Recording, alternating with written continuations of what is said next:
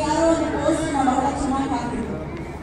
ಇದುಗಳನ್ನ ಬೇರೆ ಧರ್ಮಕ್ಕೆ ಮತಾಂತರ ಮಾಡೋದು ಬಹಳನೇ ಸುಲಭ. ಏನು ಹಿಂದೂಗಳನ್ನ ಬೇರೆ ಧರ್ಮಕ್ಕೆ ಮತಾಂತರ ಮಾಡೋದು ಬಹಳನೇ ಸುಲಭ.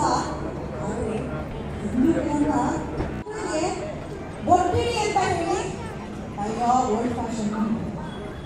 ದೇವಸ್ಥಾನಕ್ಕೆ ಬನ್ನಿ ಮೂಡಿಲ್ಲಮ್ಮ ಅಂತಾರೆ. ಈ ಒಂದು ಕಾರ್ಯಕ್ರಮಕ್ಕೆ ಎಷ್ಟು ಜನ ಯಂಗ್ ಜನರೇಷನ್ ಮಕ್ಕಳನ್ನ ಮನೆಗೆ ಬಿಟ್ಕೊಳ್ಬೇಕು. ಇಂತಹ ಕಾರ್ಯಕ್ರಮಕ್ಕೆ ದಯಮಾಡಿ ಕರ್ಕೊಂಡು ಬನ್ನಿ. ಯಾಕಂದ್ರೆ ಮಕ್ಕಳಿಗೆ ನೀವು ಎಷ್ಟು ಆಸ್ತಿ ಮಾಡಿದ್ರೆ ಏನು ಪ್ರಯೋಜನ? ಮಕ್ಕಳನ್ನ ಆಸ್ತಿ ಮಾಡಿ ಸಮಾಜಕ್ಕೆ ಬಿಟ್ಟಾಗ ಮಾತ್ರ ಬದುಕಲು ಸಾಧ್ಯತ ಅನ್ನೋದು ನನ್ನ ಭಾವನೆ.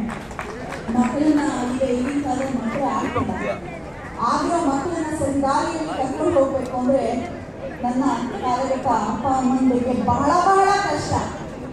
ಮಕ್ಕಳಿಗೆ ಸರಿಯಾದ ಸಂಸ್ಕಾರವನ್ನ ಕೊಡದೇ ಇದ್ರೆ, ಹಿರಿಯರು ಯಾರ ಮನೆ ಹೇಳಿದ್ರು, ನೀವು ಮಕ್ಕಳಿಗೆ ಸರಿಯಾದ ಸಂಸ್ಕಾರವನ್ನ ಕೊಡದೇ ಇದ್ರೆ ನೀವು ಸತ್ತಾಗ ನಿಮ್ಮ ಅಂತ್ಯ ಸಂಸ್ಕಾರಕ್ಕೆ ಬರದೆಯೂ ಇರಬಹುದು ನಿಮ್ಮ ಮಕ್ಕಳು. ಅಂತಹ ಪರಿಸ್ಥಿತಿ ಒದಗಿ ಬರುತ್ತೆ.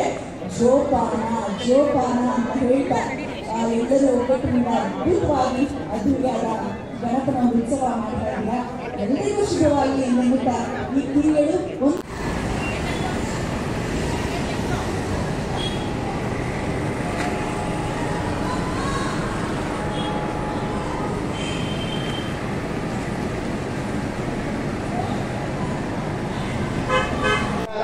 ತಮ್ಮ ನೆರವು, ತಮ್ಮ ಪ್ರೋತ್ಸಾಹ ತುಂಬಾ ಅಗತ್ಯ ಅಂತ ಹೇಳ್ತಾ ದಿವ್ಯ ಅವರು ಒಂದು ಪುಟ್ಟ ಸನ್ಮಾನವನ್ನ ಮಾಡ್ತಾ ಇದ್ದೇವೆ. ನಾವು ಗೌರವವನ್ನು ಅರ್ಪಿಸ್ತಾ ಇದ್ದೇವೆ.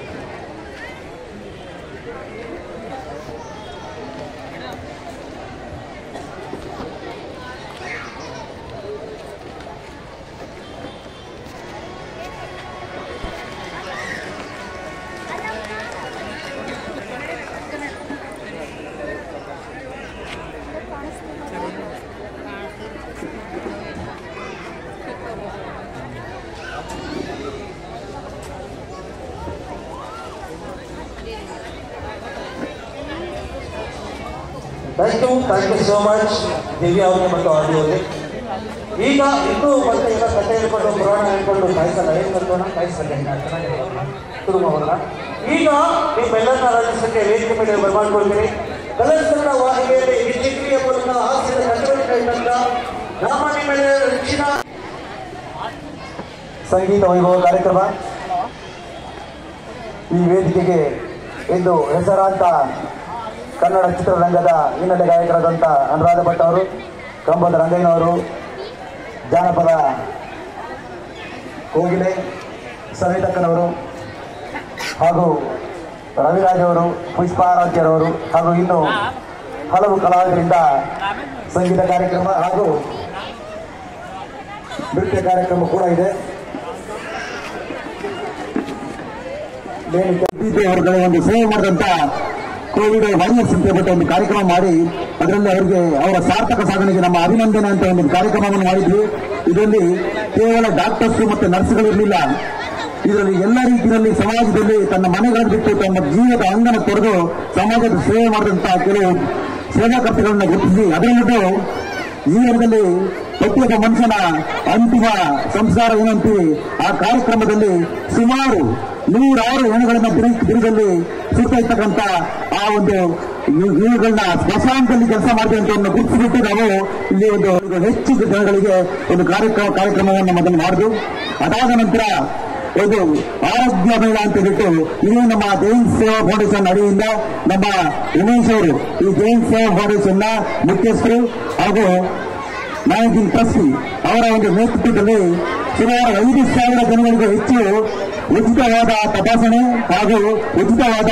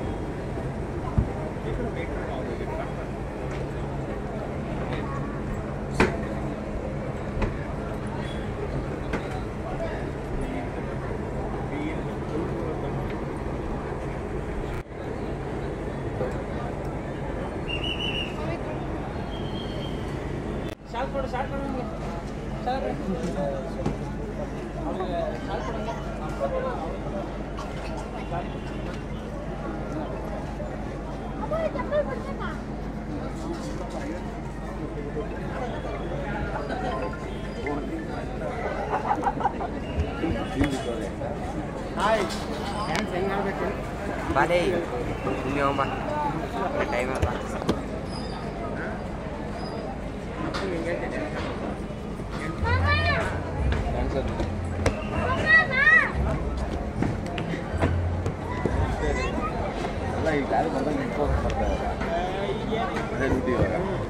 Làm thế này là rất được.